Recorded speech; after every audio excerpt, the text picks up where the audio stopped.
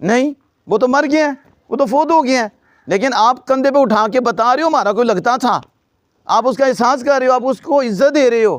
تو ہمارے شاہ صاحب کہتے ہیں مرنے کے بعد اگر تم مومن کو عزت دو، اسے کندھا دو، اسے سہارا دو، تو رب اتنی عزتیں دیتا ہے کہ 40 کبیرہ معاف فرما دیتا ہے۔ اگر زندگی میں سہارا بن جاؤ، زندگی میں اس کا کندھا بن جاؤ، زندگی میں اسے بلند کر دو، تو تجھے رب کتنا عطا فرمائے گا۔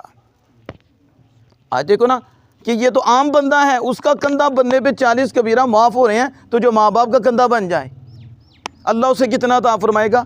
جو ماں باپ کا سہارا بن جائے، جو ماں باپ کا دل جیت لے، اللہ اسے کتنا عطا فرمائے گا۔ جو مخلوق کا دل جیتے، رب اسے کتنا عطا فرمائے گا۔ کہ یہ جو اسلام نے ہمیں دولت دی ہے نا، اگر دل میں اتر جائے تو لڑائیاں جھگڑے ختم ہو جاتے، جانے دیں گے ایک دوسرے پہ۔ اگر انہیں پتہ چل جائے کہ مومن کا دل دکھانے پہ رب ناراض ہو جاتا ہے، رب کے مصطفیٰ ناراض ہو جاتے ہیں۔ میرے آقا دو جہاں صلی اللہ علیہ وسلم بلا وجہ جس نے کسی مسلمان کو تکلیف دی اس نے مجھے دی۔ آج غور کریں، آج لوگ سکول کی طرف دوڑیں۔ ہم سکول کے خلاف نہیں، ہم کہتے ہیں سکول بعد میں ہے، دین اسلام پہلے ہے۔ پہلے انہیں بتاؤ تو